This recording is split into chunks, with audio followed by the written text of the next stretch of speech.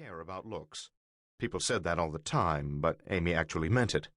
Her ex-boyfriend, perhaps he had never become a boyfriend, but the man she'd most recently dated, had been handsome as hell, but by the time they were through, she found him repulsive. This time she was putting looks aside to focus on the qualities that counted. Brad's face was not unattractive, but neither was it familiar. A surprise to Amy since they had exchanged multiple pictures over the last week. Internet daters posted photographs, so even though Amy did not particularly care, she looked. It was nice, after all, to have a visual image to go with the instant messages and emails. This face in front of her, however, did not match the image she'd carried. As Brad squeezed through a small group of people to ask the host for a table, she mentally shuffled through the pictures he'd sent and realized that in most, his face had been obscured. Sunglasses on both the fishing boat and the ski slopes, a hat on the golf course, a darkened dinner table at some black-tie event. One headshot had been pretty clear, but even a toad could eke out one good picture. In retrospect, she realized she had used that one good picture to fill in the blanks on the rest. Once they were seated, Amy tried to put her finger on precisely what was different. The face was puffier, older, too. In fact, Brad looked much older than the 38 years he claimed in his profile. Sure, she might have shaved off a couple of years herself, but she was talking much older in his case.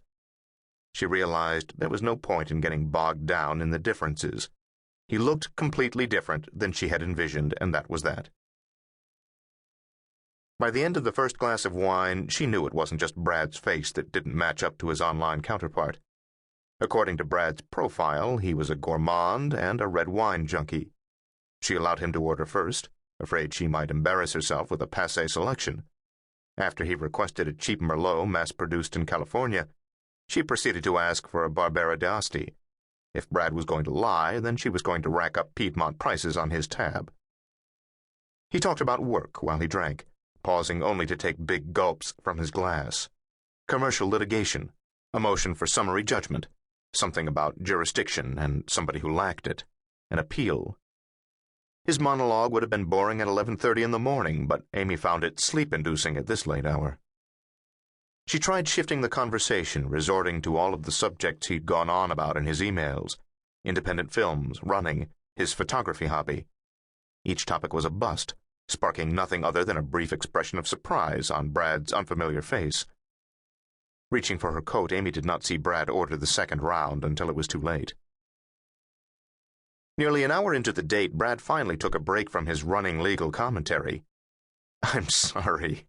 I've been working so hard, it's tricky to turn it off sometimes. I should ask you about yourself." The brief glimmer of hope Amy allowed herself was dashed when he proceeded to make good on his perceived obligation. "So, which publishing house do you work for?" he asked. "Pardon me?" "You're an editor, right? Which house?" Her confusion must have been apparent. "Oh, right. No, you're a fundraiser for the Museum of Modern Art, right? How's that going for you?" It was going, she thought, much better than this date. The jerk had actually mixed her up with some other stupid woman he was duping online. The wine was good and the view of the snow was wondrous, but nothing was worth this humiliation. She selected her excuse and went with it. "I know I said I was up for a late night, but I took a painkiller earlier for this problem I'm having with my rotator cuff." She rubbed her right shoulder for effect. "With the wine on top of it, I'm feeling a little loopy." "Let me walk you home," Brad suggested brightly, clearly spotting an opportunity in her feigned high. "No, really, I'm fine. I'm just around the corner," she lied.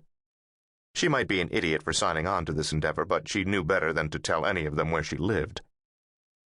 Amy didn't bother waiting once he signaled for the check. She yawned conspicuously and began to maneuver out of the booth as she pulled on her coat. Before Brad could rise for the awkward good-night peck, she shook his hand abruptly and thanked him for the wine he had yet to pay for. Then, after a quick scramble down the narrow staircase through the exit of the Japanese restaurant, she was out of there. She was alone, free of that lame excuse for a date. It struck her then that 2 or 3 times a week for the last 3 weeks she had reached the end of the evening with this same feeling. She had made a ridiculous pact with herself to get out there, to finally meet a man she could see for more than a month, to finally meet a man she could trust and even love. But at the end of a night like this, she was always happy.